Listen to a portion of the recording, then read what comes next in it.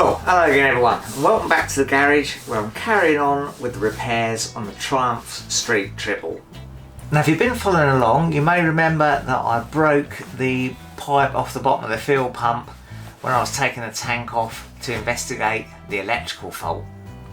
Now unfortunately you cannot buy that bottom part of the fuel pump separately. You have to buy a whole new fuel pump, and that's £400. So I'm going to have a bit of a bash at mending it. I've got myself some petrol resistant adhesive to try and do that.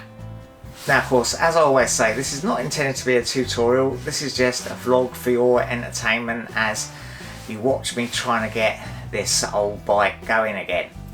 Now if you are tempted to do a similar repair yourself, you have to bear in mind that you are repairing a high pressure fuel system.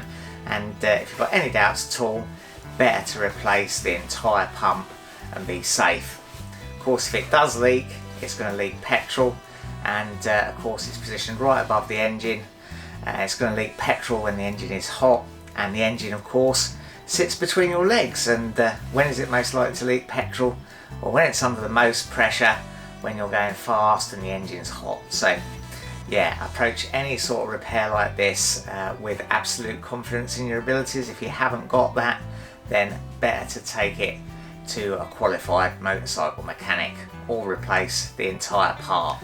So I could use my adhesive and just simply stick that on there, but I think that would still be a little bit vulnerable. So I was looking around for some ideas to something that I could sleeve in the little hole to sort of reinforce it, a bit of light tubing or something. Well, I couldn't really find anything that suited yesterday, but last night I hit on the idea of seeing if some roll pins could be made to fit. Now, believe it or not, I went to several shops, and the people there, although they were hardware shops, and the cycle shop I went to as well, nobody knew what a roll pin was. People don't use roll pins anymore. Anyway, I went online, and of course I could order some from Halfords. Now, people do run down Halfords a bit, but they've helped me out a few times recently with stuff I haven't been able to get anywhere else. So here we are, nice little selection box. I've got over 120 roll pins of different sizes here. Now I was thinking about the possibility of drilling this out slightly, so when I put the roll pin in, it doesn't reduce the diameter, because I don't want to restrict the petrol flow any more than I can avoid. So I thought about that, but you can see that the wall is pretty thin on this, probably why it was so easy to snap. So I've decided not to do that. I've chosen a suitable size roll pin, a little bit of nipping up. That should fit in there. I should be able to get that sort of half and half across the join.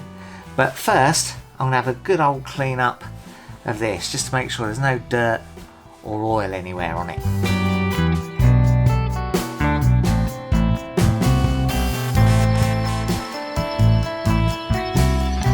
Now there is still petrol in this tank. There's not a great deal, there's probably a couple of litres or so in there. But this is like a little self-sealing joint, so it's not open. If you tip the petrol tank up, petrol won't come out of it, or not more than a drop or two. So I think we're okay to do this with the petrol still in the tank. I think if it was full, you'd probably want to drain it out. The cleaner that I used was a citric acid based cleaner, so I'm just going to put some hot air on there just to make sure it's completely dry, but I'm not going to get it stupidly hot, just warm enough to make sure it's dry. Now I'm going to nip this roll pin up very slightly. I need it to be a bit less of an interference fit than it is at the moment. It's just a little bit too tight at the moment, but I don't want it too loose either.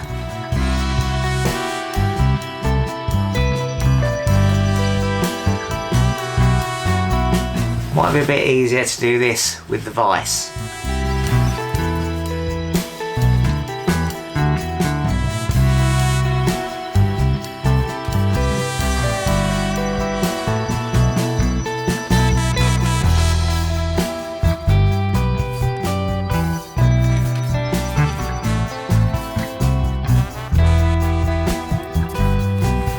Right, now these roll pins have a tapered end and a flat end. I'm going to try and get the flat end sort of halfway in to the broken off part of the fill pipe.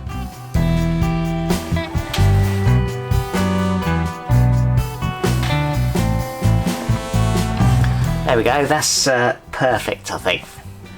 Right, this is the stuff I bought to try and stick it with. It's Seal All adhesive, and it's fuel, oil and gas resistant. It's a contact adhesive, so you just spread it on both surfaces, wait a couple of minutes and then push them together, and sort of it should set quite quickly. Let's give that a try.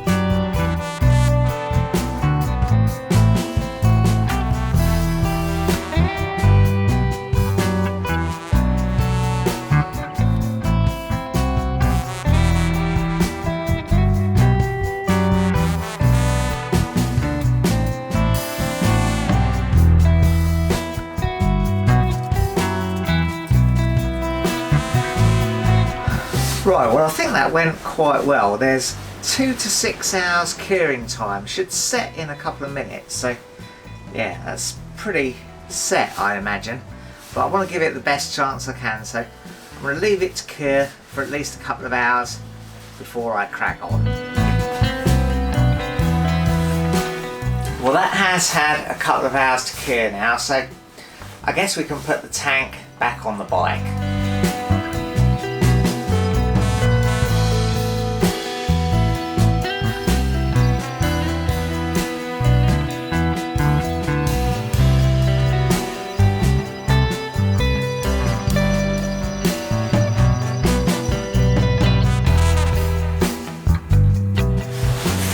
Well folks, that tank is a bit of a pig to get on, and unfortunately, even after having got on, you can see that is weeping a bit. Now, I'm not sure that's a really particularly good joint. Anyway, there's definitely petrol seeping out there, so I don't think we can call that much of a success. Oh dear. Well, there we go. I hate to end this video on a bit of a downer, but unfortunately I just don't think it's sensible to carry on with that pipe leaking like that. And in fact, I gave it a bit of a tug when I took the tank off again, and yeah, that's just separated out. I don't think that glue got a very good grip on the plastic. It did say it was suitable, but yeah, didn't seem to work. Anyhow, the question is, what do I do next? Do I continue trying to repair this pump? I've seen people do other things. I could cut the stem completely off and tap something into the base. I could try and find a second-hand one again, although I didn't have much luck with that before. All the second-hand ones I found already had this broken off. Or do I just shell out the 400 quid for a new one? Anyway, I'll see you again soon in the next video, and fingers crossed we can get this bike running again.